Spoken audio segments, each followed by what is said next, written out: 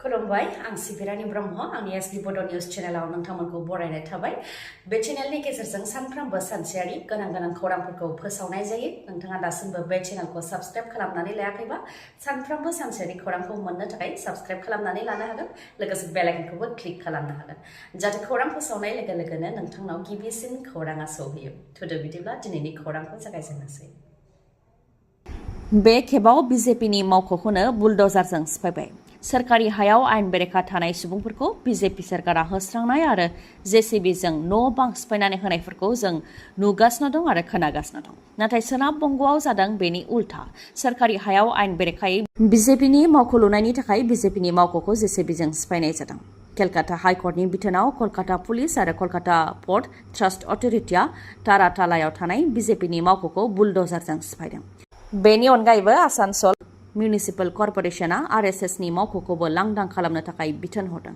फोरमायथिनो गोनांदि बिहालायाव थानाय टिएमसिनि मावख'खौबो इभिक्सन खालामदों इभिक्सन बा होस्रांनायनि सायाव सोनाब बंग'नि गिबि मन्थ्रि ममता बेनार्जीआ बेखौनो फोरमायथिदों दि सोरखारि हायाव आयेन बेरेखायै थानाय टिएमसिनि मावख'खौनो सिफायदोंब्ला बिजेपि बा गुबुन मावख'खौबो सिफायगोन होननानै बुंथिदों बिथांजोआ ओजोंहाय बिजेपिनि मावख'खौ जेसिबिजों सिफायनायखौ लानानै खुद्रिदों बिजेपिनि मावथिफोरजों लोगोसे दैदेनगिरिफोरा तारातालायाव गुबुन गोबां न' बां दं नाथाय बेखौ सिफायालासे बिजेपिनि मावख'खौल' सिफायदों होननानैबो खुद्रिदों आरो गोबां खुद्रिनायजों थासारिखौ गाज्रि खालामनायनि दायाव माखासे खुद्रिग्रा बिजेपिनि दैदेनगिरिफोरखौबो एरेस्ट खालामदों कलकाता पुलिसआ रिपर्टनि बादिब्ला सोनाब बंग सरकारा सोरखारि हायाव आयेन बेरेखायै थानाय लामा सामायाव होनाय गला बायदिफोरखौबो सिफायनो थाखाय बिथोन होदों बा सिफायदों आरो सोरखारि हाखौ आयेन बेरेखायै गावनि खालामनानै लानायफोरखौबो एरेस्ट खालामदों सोनाब बंग सरकारा बङाइगावनि सिपनसिला गामिनि गाव पन्चायतनि सेक्रेटारि चन्द्रकान्त दासखौ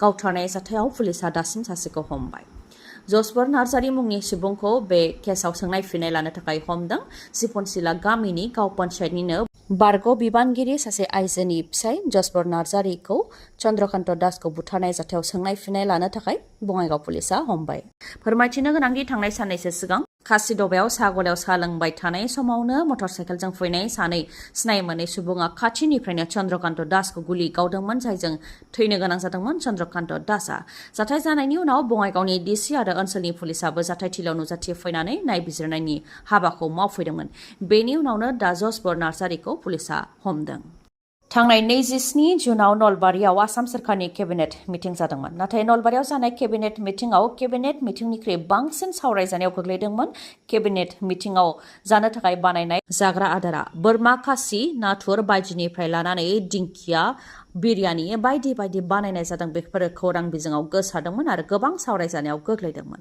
खौरां बिजोङाव बे जानाय आदारा गोबां सावरायजानायनि उनाव आसामनि गिबि मन्थ्रि डक्टर हेमन्त बिश्व शर्मा बिथाङाबो बेनि सायाव गोजोननाय गैयैखौ फोरमायथिदों अदेबानि नलबारिनि डिसिनिसिम जोबोद गाज्रि मोननायखौ फोरमायथिहरदों सिम्पल अदेबानि साधारन जानाय लोंनाय आरो निरामिस आदार बानायनो थाखाय बिथोन होखानाय जादोंमोन नाथाय बेबायदि बानायालासे गुबुन रोखोमनि जानाय आदार बानायदोंमोन बेनिखायनो जोबोद गाज्रि मोनदों होननानै नलबारिनि डिसिनिसिम फोरमायथिहरदों आसामनि गिबि मन्थ्रि बिथाङा आंनि मेगननि सेरावनो आंनि फंबायखौ दानथारदों दुथांफोरा नाथाय आसाम सरकारा बेनि सायाव जेबो राहा लायाखै बे दुखुनांथाव बाथ्राखौ बुंदों हिरण्मय खाख्लारिजों जयैनो गाग्लोबजाफानाय बिदाया नंगौ गवालपारानि दुधनैयाव बर' सिख्लाफोरखौ जिनाहारि खालामनाय आरो हिरण्मय खाख्लारिखौ बुथारनाय जाथाया 2 दान बारलांबाय धरनानि उनाव धरना लादों दुलाराय बर' फरायसा आफादा नाथाय गैया आसाम सरकारा बबा आरो खाना जानानै दङ बिजिरनाय नांगौनि थाखाय आरो दायनिगिरिफोरखौ फासिनि साजा होनांगौनि थाखाय एबसुनि बानजायनायाव मैया क'क्राझाराव धरना होनाय हाबाफारि लादों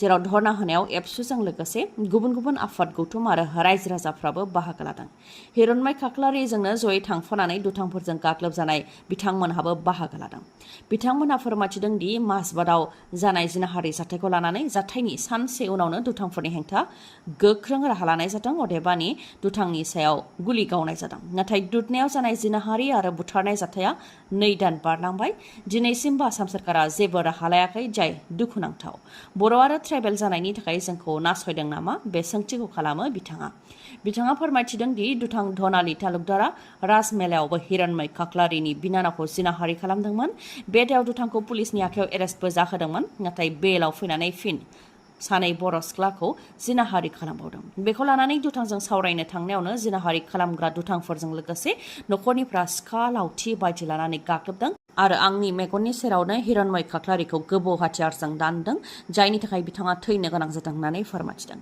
एबसुनि गाहाय दिपेन बर' बिथाङाबो खुद्रिदों। बर' ट्राइबेल जानायनि थाखाय जोंखौ नासयदों नामा? बे सोंथिया दिपेन बर'नियावबो बेरखांदों।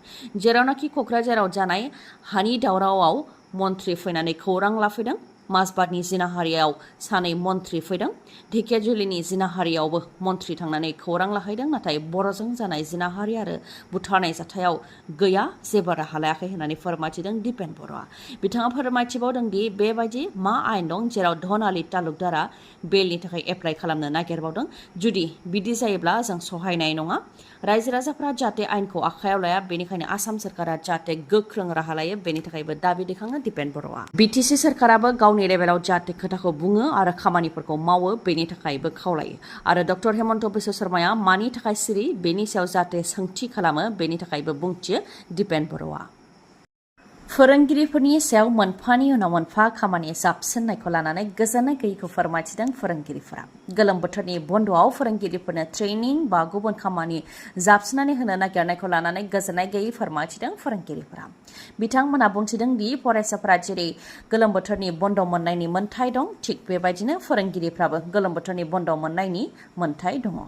मानोना गुबुन गुबुन साख्रिफोरना 30 सान इएल मोनो, नाथाय फोरोंगिरिफ्रा गोलोम बोथोरनि बन्द' मोनखायो होननानै खालि 10 सानल' इएल मोनो। बेनि अनगायैबो 11 दान खामानि मावनायनि उनाव बे दान मोनसेयाव अदेबानि गोलोम बोथोरनि बन्द'नि समाव गाव गावनि खामानिफोरखौ मावनानै लानो थाखाय माखासे थिरांथाफोर थायो, नाथाय आसाम सोरखारा बे गोलोम बोथोरनि बन्द'आवबो फोरोंगिरिफोरनो ट्रेनिं बा गुबुन गुबुन खामानि जाबसिननानै होनाया गोजोनथाव नङा होननानैबो बुंथियो फोरोंगिरिया। दिल्लीयाव लोंनाय दैनि आंखाल जानायनि उनाव दा गोबां अखानि दैजों गासैबो लोमसावदों दिल्ली नोगोरा। लामा सामा गारि मथर गासैखौबो लोमदों अखानि दैया। जुब जुब अखा हानायनि जाहोनाव दिल्ली एयारपर्टआव जादों मोनसे जाथाय। टार्मिनेल 1नि उखुमा बायग्रबनायनि जाहोनाव सासे सुबुङा जिउ खोमानो गोनां जादों आरो साद'आ जोखोम जानो गोनां जादों।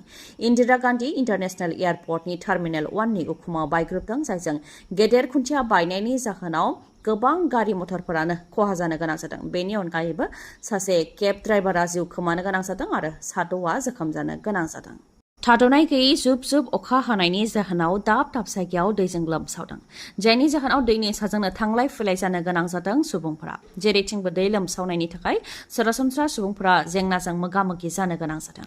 सरासनस्रा सुबुंनि खर'आव फिन बजा। मोनफानि उनाव मोनफा मुवा बेसाद जेरै मैगं थाइगं, माइरं, दालि, थाव गासैबो मुवा बेसादनि बेसेन बांनायनि उनाव आरोबाव सरासनस्रा सुबुंफोरनि खर'आव बेसेन बांनायनि बजा।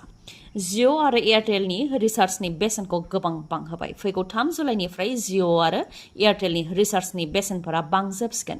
जेरै जिअ'निया 155 रांनि रिचार्जआ 189 रां जासिगोन, अदेबानि 34 रां बांबाय।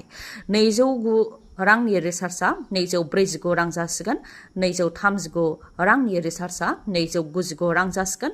299 रांनि रिचार्जआ 349 रां जागोन। बेबायदिनो मोनफ्रोमबो रिचार्जनि बेसेनानो बांजोबसिगोन। एयारटेलनि बेलायावबो 179 रांनि रिचार्जआ दा 199 रां जासिगोन। 455 रांनि रिचार्जआ 509 रां जासिगोन। 1799 रांनि रिचार्जआ 1999 रां जासिगोन। बेबायदिनो गुबुन गुबुन रिचार्जफोरनि बेसेनाबो गासैबो बांजोबसिगोन आरो 3 जुलाइनिफ्रायनो बेफोर गासैबो राङा बांजोबगोन। सिबियारिफोर गाखोनाय बासआ जाब्रबथाय जानानै सिबियारिफोरनि जिउ खहा जानांनाय खौरांखौ मोनबाय थायो। नाथाय मा जाहोननि थाखाय सिबियारिफोर गाखोनाय बासफोरा जाब्रबथाय जाबाय थायो, बियो बयनिबो गोसोआव सोमजिनाय सोंलु नङासै? नंगौ, बयनिबो गोसोआव बे सोंथियानो बेरखाङो। रिपर्टनि बायदिब्ला बांसिन जाब्रबथायानो बास सालायग्रानि गोरोन्थिनि थाखाय जायो। हर ससेनिफ्राय बासजों दावबायनायाव माब्लाबा बास सालायग्राया बास सालायफुबाय थानाय समावनो उन्दुलांसनो आरो माब्लाबा बास सालायग्राया जौ लोंनानै बासखौ सालायो, जायनि थाखाय जाब्रबथायफ्रा जाफ्लेबाय थानो मोनो। फिन सिबियारिफोर गाखोनाय मिनि बासआ जाब्रबथाय जादों।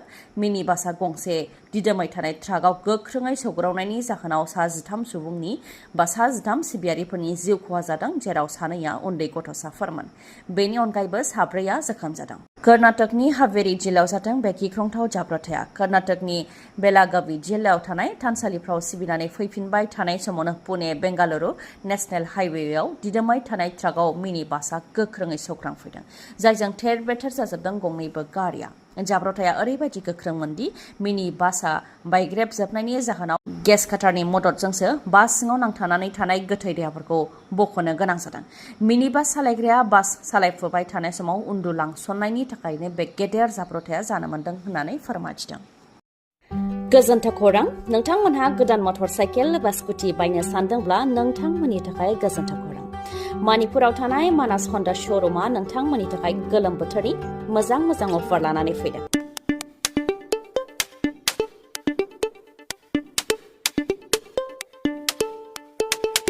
अफारफोरा जाहैबाय 5,999 रांनि एयार कुलार मोननो हागोन, बेसेन नाङालासे गंनै हेलमेट मोननो हागोन आरो बेसेन नाङालासे 5 लिटार पेट्रल मोननो हागोन।